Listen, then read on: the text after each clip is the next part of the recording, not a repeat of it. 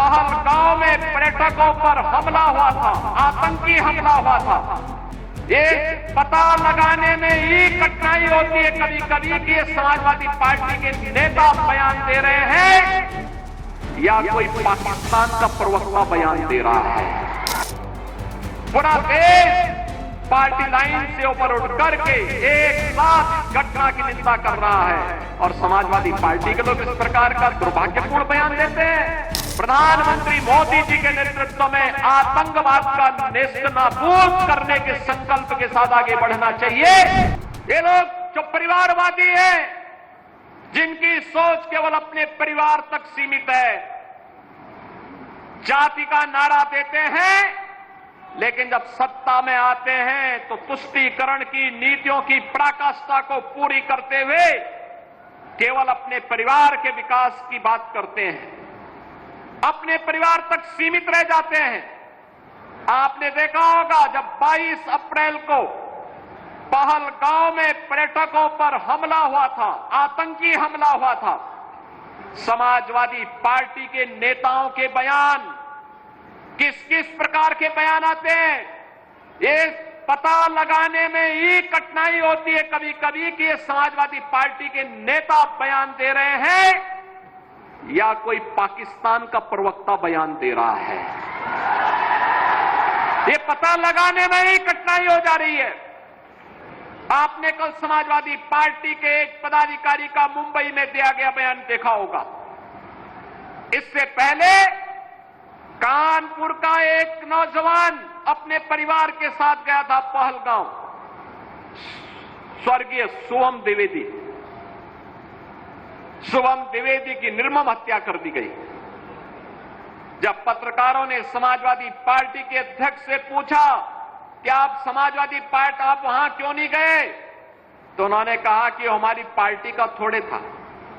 कितना दुर्भाग्यपूर्ण और शर्मनाक बयान है। बहनों और भाइयों, देश की संवेदना होनी चाहिए अपने नागरिकों पर। पूरा देश पार्टी लाइन से ऊपर उठ करके एक साथ इस घटना की निंदा कर रहा है और समाजवादी पार्टी के लोग इस प्रकार का दुर्भाग्यपूर्ण बयान देते हैं, इस प्रकार का दुर्भाग्यपूर्ण बयान देते हैं। पहलगांव की घटना में उनका एक राष्ट्रीय महासचिव बयान देता है, कहता हिंदू ने ही हिंदू को मारा है, यानी पाकिस्तान को क्लीन चिट देने की कुत्सित चेष्टा। उनका एक सांसद उससे भी घटिया स्तर का बयान देता है। बहनों और भाइयों, जब भी जातिवाद की राजनीति होगी, जब भी विभाजनकारी राजनीति होगी, तो तुष्टीकरण की पराकाष्ठा को पार करते हुए आपकी सुरक्षा के साथ ऐसे ही खिलवाड़ करने का कुत्सित प्रयास करेंगे जैसे वर्तमान में कुछ कांग्रेस के नेता और समाजवादी पार्टी के नेता कर रहे हैं। हमें एक स्वर से निंदा करनी चाहिए। आतंकवाद के खिलाफ देश की लड़ाई प्रधानमंत्री मोदी जी के नेतृत्व में 144 करोड़ के भारत को एक स्वर से लड़ना चाहिए। एक स्वर से प्रधानमंत्री मोदी जी के नेतृत्व में आतंकवाद का नेस्तनाबूद करने के संकल्प के साथ आगे बढ़ना चाहिए।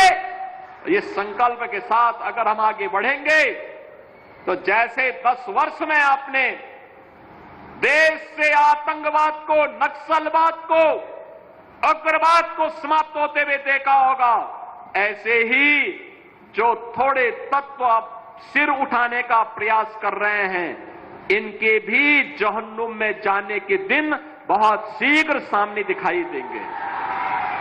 और इसीलिए बहनों और भाइयों, आज हम सब आपके बीच इसी बात को लेकर के आए हैं।